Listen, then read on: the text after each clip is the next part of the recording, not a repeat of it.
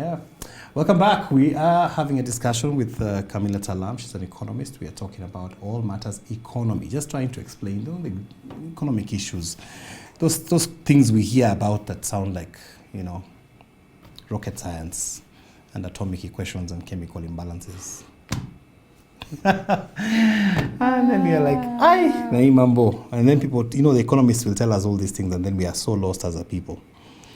Yeah. And then we just leave it in their hands.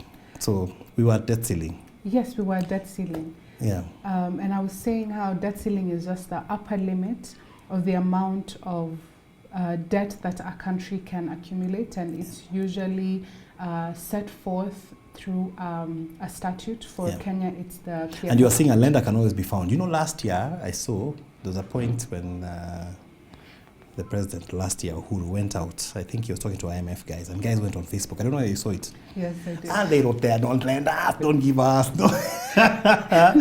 don't dare, and I was wondering, does that affect anything? Can the lender actually say, you know what? I'm not giving, the way we see it when we deal with ourselves and we deal with our transactions on mobile money. Yeah. You write, you want a loan, and the mobile money guys tell you, you qualify for X amount. Yeah.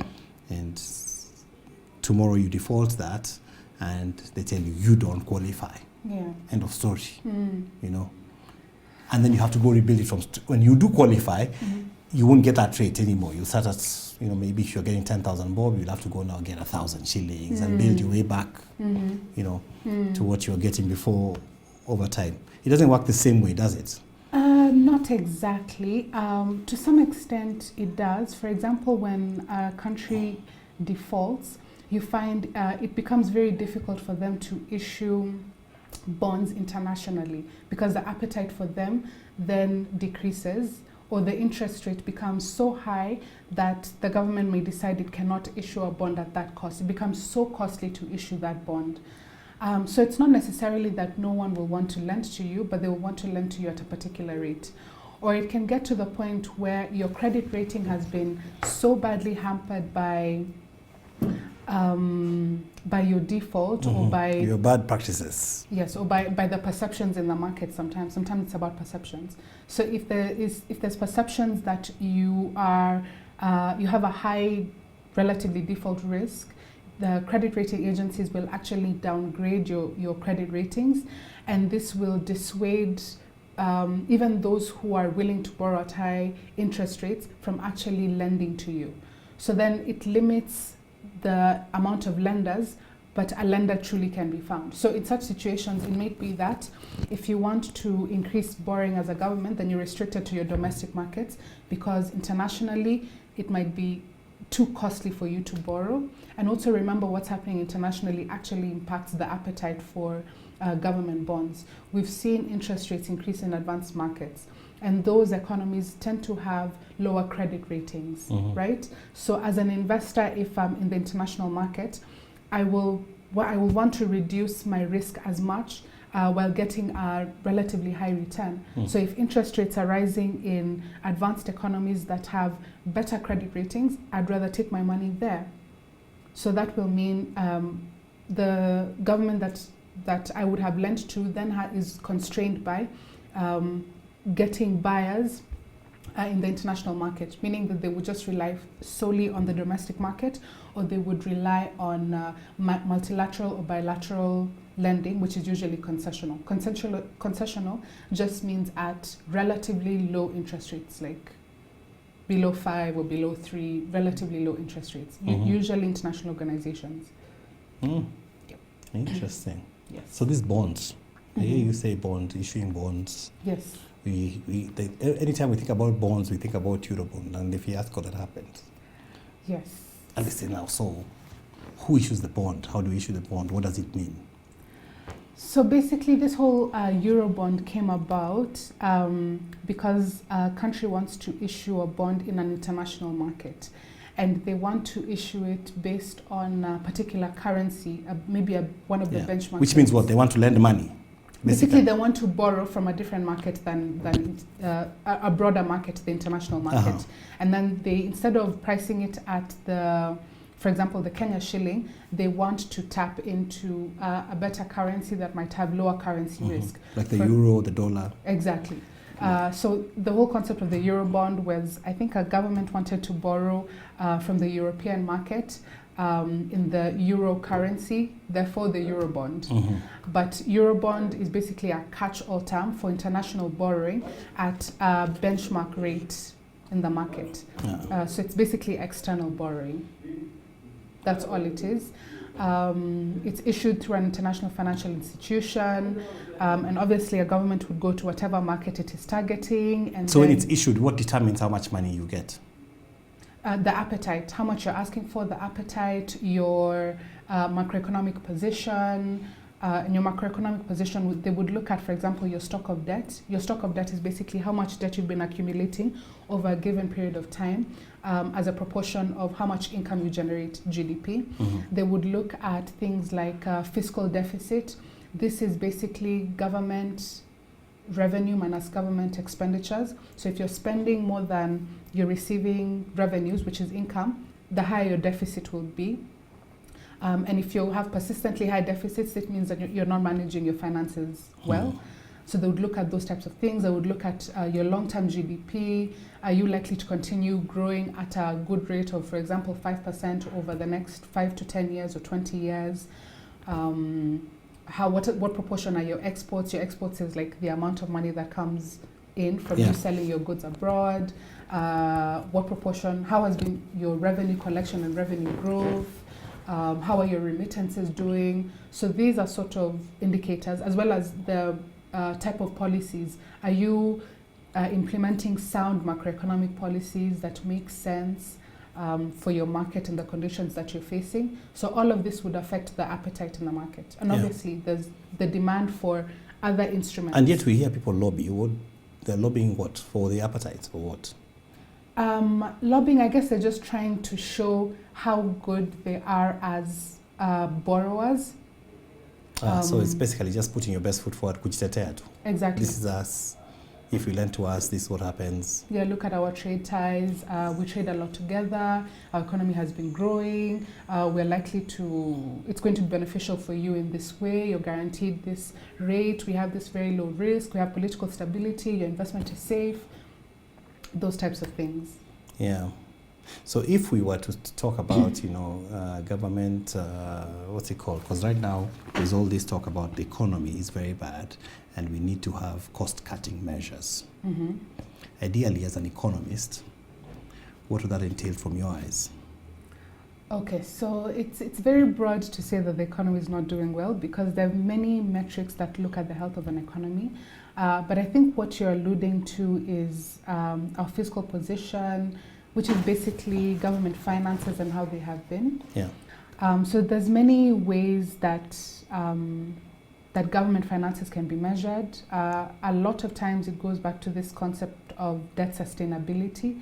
Basically, I'm sure you've heard the whole story about how much debt do you have. Some countries have 70%, some countries have over 100%.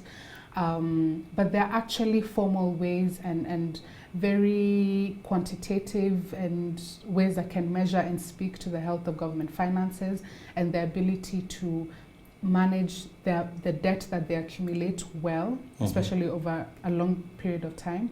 The World Bank and IMF usually do something called a debt sustainability analysis. And so they look at something called a country's debt carrying capacity. And then they compare it to how much debt, a debt threshold, meaning how much debt can your economy handle in a way that is sustainable, in a way that you can keep managing to pay it off, given the amount of income that you're receiving. So they compare your debt carrying capacity, the debt thresholds, and then they compare your current debt level and the present value, meaning how much is the value of your debt today, and how will that evolve in the future. And then obviously then they rank it based on low, medium, high. So basically they're comparing you to your own threshold based on your own macroeconomic indicators and your ability to carry debt. I'll speak a little bit more about the debt carrying capacity. And then if your debt is above the thresholds, obviously you have higher debt distress, meaning you're less likely to continue accumulating debt at that level. You're not able to sustainably manage your debt over the long period of time, usually 10 years. They measure 10 years. So then they just look at the low, medium, and high. Yeah. And to look at the amount of risk that you have and how sustainable your debt is. Okay. So coming back to this issue of debt carrying capacity, let me simplify it. Assume you have a bathtub, and your bathtub is your debt carrying capacity. You put water into this bathtub. We assume that it has a plug, so you can plug it. The amount of water that you put in every month is the government deficit, meaning the government revenue versus government spending, right? So this is what they lack. So this is to bridge the two. So no, this is how much debt you're accumulating. This is how you're accumulating debt. Remember, you have your debt carrying capacity, which is, for example, the size of your economy. Let's use GDP. So you can only carry as much water there, as much debt there, based on how big your GDP is, how big your bathtub is, and the more water you put in, which is the higher your deficit is. Obviously, it increases beyond a certain level where any additional amount reduces your ability to carry that debt, right? So then the whole issue of debt carrying capacity is you want to balance how much new debt you're adding, how much water you're adding into your bathtub versus what is coming out. What is coming out is your expenditures, how you're paying off the debt that you already have. So that this thing does not overflow. Exactly. That's all we're trying to prevent. Tricky stuff. Exactly. Yeah, and then we're operating in all sectors, so it's a lot of multifaceted things. Yes, but it can be simplified to that. You don't want the water to overwhelm the threshold in the bathtub, but obviously you have to have a threshold that makes sense. Yeah. So you want to be able to manage how much you're putting in, which is this whole idea of cutting back budgets and reducing government spending. So that you can reduce how much you're putting in, and you want to be able to generate enough income to pay it off, meaning the water that comes out, the amount that goes out in terms of debt service, which is dependent on, for example, your exports. The higher your exports, the better you are able to manage or pay off your debts as a country. The higher revenues you're able to bring in. I'm sure you've had the revenue story, GDP, remittances, all of these kind of determine this debt capacity that we're talking about. And that's why we are serious about this whole thing of tax collection. Exactly. So we can broaden the tax base, make people get into the system. Exactly. Increase the revenue coming in. Exactly. You want to increase the revenue and reduce the expenditure so that you're accumulating less debt. And also you don't want to have such big deficit, debt service, how much you're paying off in loans, that you're not able to use that money to help in development, meaning you're like caught up in a debt trap. And there's countries where, for example, there's poverty, but you're not able to manage poverty because you're just highly indebted. And I think that's been one of the concerns with Kenya, that the debt that we have is eating up a large proportion of the revenue that we're generating. So the government expenditure is going towards paying off debt instead of going towards improving livelihoods, improving education, improving healthcare. It becomes difficult to do that. Exactly. Let me ask you before we go, because I see we only have 5 minutes. Wow. This supplementary budget, Manenos. Yes. What does it mean? So basically, if you have additional needs as a government, something that comes up where that was not already budgeted for in the budget that comes up at the beginning of the fiscal year, you can request the National Assembly to consider giving you a supplementary budget, which is basically you're asking for additional funds to help certain needs that have come up recently. Usually they're supposed to be emergency, yes? Usually they're supposed to be? Disasters, emergencies. I would imagine in my own house, if you had there's a budget you have got your rent, your power, blah, blah, blah, blah, blah. And I'm talking as a layman. And then you may need a supplementary budget because now your child is sick, you're not envisioning that, or or your car is broken down, or the electricity failed and you need new things that were not envisioned. Exactly. And so there must be a qualification for it, yes? There is. Sometimes it's not as big as you might consider, but it depends on how important it is and how likely it is to improve welfare and to improve the income generated in the economy. So it could be as simple as, for example, oil prices have gone up because the dollar has strengthened, and now you need to manage that. For example, the drought has now worsened, so you need to respond to that. You did not envisage that the drought spending would be that bad.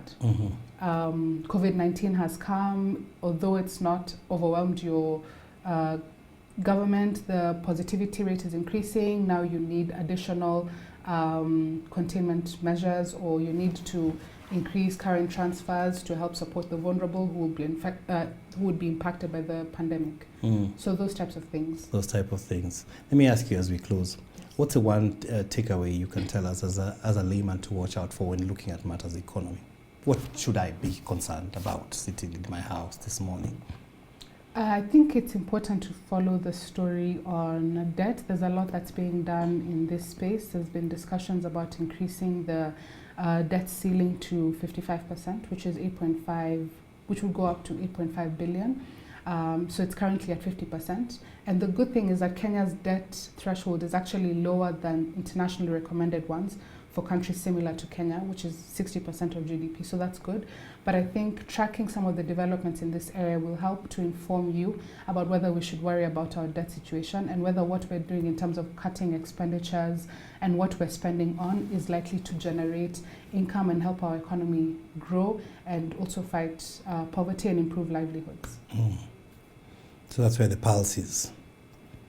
That's my view. I'm sure every economist has the view. Like every doctor has. That's good. Yeah, okay. Exactly. That's what would worry you. Okay. Yes. If we hit 60%. And then who go even above? So it's not really about hitting 60%, but it's about looking at what is happening in the trends. What are we spending on? And versus what is it yielding? Where is most of our money going? What are we cutting back on? Should be cutting back on the right things and increasing investments on the right things, but we should also be increasing spending, especially to the most vulnerable and to things that improve the welfare of the country, which will help us to grow and help the growth to be inclusive. I hear you. Thanks for shedding light. Thank you. Thank you so much for having me. This was a very interesting conversation. Yeah, I feel more intellectual now, and I can have discussions and throw in words like, fiscal deficit and GDP. Well, thank you for shedding light. I really appreciate that. Thank you. CAMILLA Tallam, she's an economist. That's all we have for 59 minutes this morning. Have a wonderful day. Stay tuned for Leah coming up with a lawsuit. See you tomorrow, God willing.